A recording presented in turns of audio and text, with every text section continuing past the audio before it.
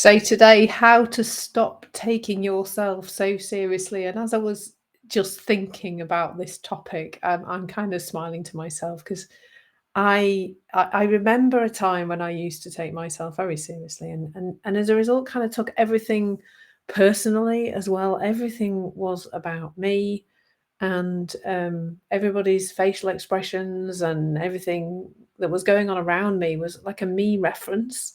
And there's places in my life where that's fallen away, and other places where it's only fallen away really recently, and I know there are lots of places where it still hangs around. So let's kind of explore some of those, and hopefully as a result you'll find this a little bit helpful. So the first memory that was making me smile was when I burnt out in 2015. I was off sick from work for a year, and during that year, my mum, bless her, would try to take me out and about doing things. And one of the things we used to do together was go to a yoga class. Now, this yoga class was during the day, so it majoritively wasn't for working people. It was I think it was labelled up as some kind of gentle yoga, so it was meant for older people and ladies who were pregnant.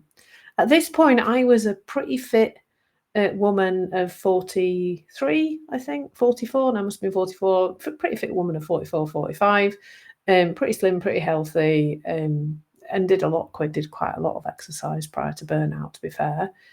And I remember being in those classes, like watching or comparing really my downward dog or my whatever position we were getting into in the yoga class with the other people in this class. Bearing in mind, I'll remind you, they were pregnant people, heavily pregnant people, because they'd already given up work, and elderly people in their 60s and 70s, or 70s maybe, and above. I don't think elderly people are in their 60s anymore, are they really? And that's who I was comparing myself with, and it really just makes me smile now, to see that and how seriously I took that, that I must be as good, or I must be better than these other people. Ridiculous, absolutely ridiculous. I can see the ridiculousness of it now. But that was a point when I had taken things so personally that I burnt out. I would say that taking things personally and taking myself very seriously were key parts of the burnout. Where that manifested itself hugely was in online dating. So if you're an online dater, bless you. I feel for you, because I can't imagine it's got any less crazy than when I was involved in it 10 years ago. I've been off online dating for about 10 years, nearly 10 years now, thank God. Um, but everything was serious. Everything was, I'm not good enough, and I'm not okay enough because somebody's not messaged me back. It all looked so serious and so personal that it created in me, well, my thinking around it. I developed such bad anxiety, and it's probably the only time in my life when I've had ongoing kind of feelings of anxiety, and that was around the online dating, because it seemed to me, like everything else in my life, a very serious mission. I needed to find somebody. So these tire kickers on online dating, which couldn't be like, there's no good them being there. What the heck? I needed somebody who was going to move forward in a serious way with a relationship. And so all the fun and all the joy that could have been around this process of meeting people and, going out on dates and everything was ruined really by me taking everything so seriously and so personally. And, at one point, it was in every aspect of my life. I lost my sense of humor, I think, in the run up to burnout, because everything just seemed to be really difficult and really hard. And it's not like that so much now. Um, I think seriousness and taking yourself very seriously makes life so hard. It really does. It makes life exhausting, because life is a right old ramshackle affair, isn't it? Like, I've never called it that before, but there's a lot going on in life, isn't there? There's a lot of stuff going on outside, around us, in our environment, with other people, etc., etc. And we could do with just getting on with all of that. But if every time something happens, it feels personal and we're back into that self-focus, it can become, I think, really sort of restrictive. And it can feel, well, it certainly doesn't feel good in the body.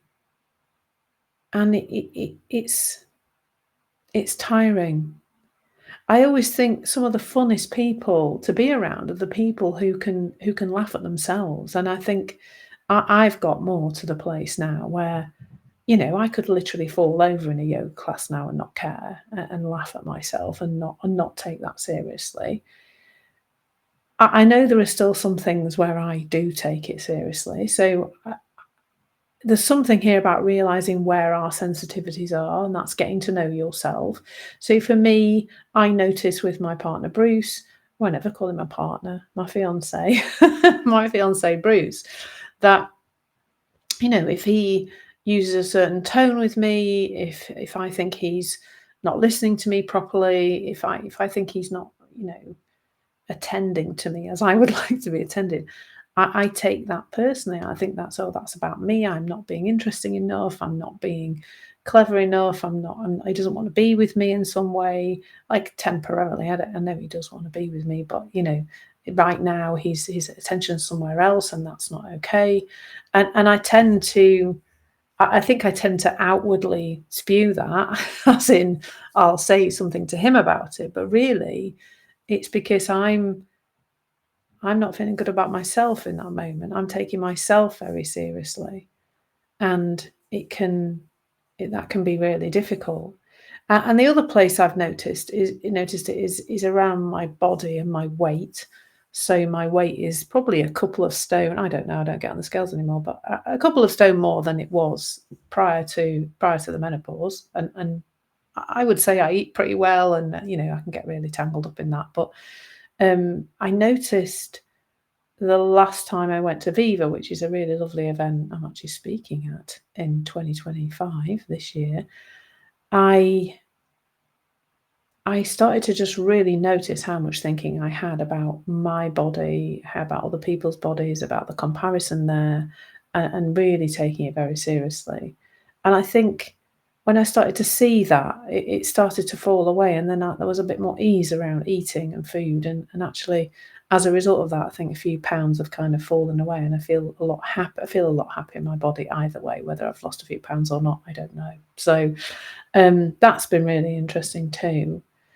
So the sort of first place to kind of put our awareness, or for you to kind of look towards here, is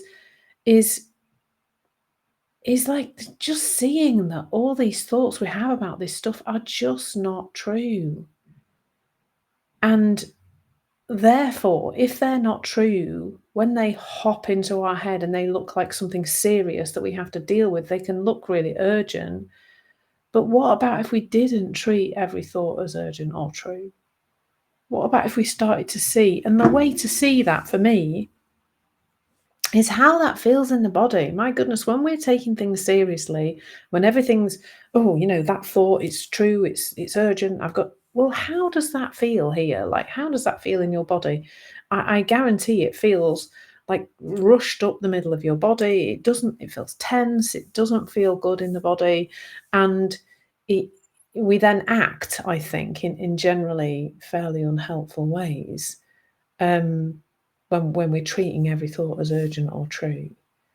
And again, as I keep mentioning, that inner critical voice that can look like discipline or motivation also comes in, making everything look really serious.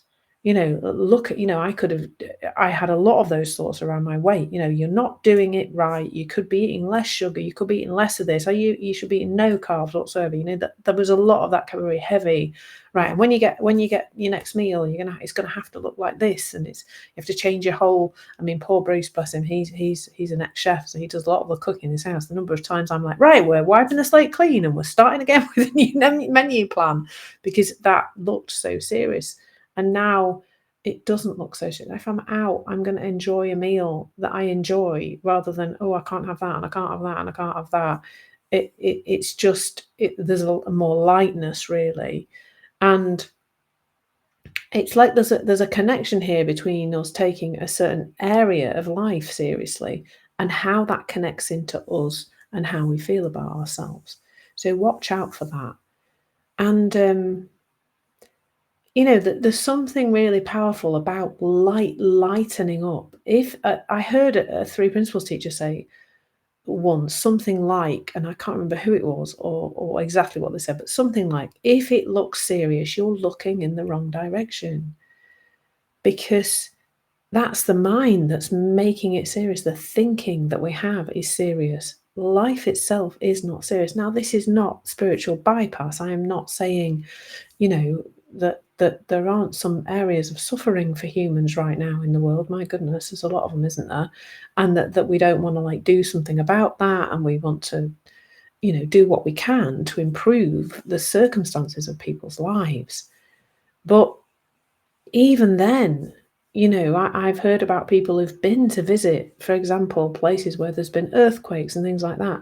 And what they find there is that people who are actually in it, who are present, who are just doing the next thing to try and improve their situation, do still have humour, do still have lightheartedness, aren't taking it so seriously as we are because we're saying, "Oh, if I was in that situation, this will be awful." And I'm not saying people's situations aren't awful, but we shouldn't think that they're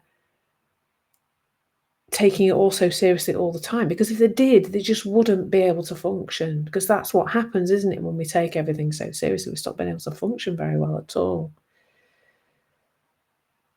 So sort of finally, this drive, this theme of my content this week about, self-consciousness and taking things seriously. I just play with the difference of the feeling in the body when we take something seriously and it all looks like it's got to be X, Y, Z, and if it's not like that, we're not going to be okay.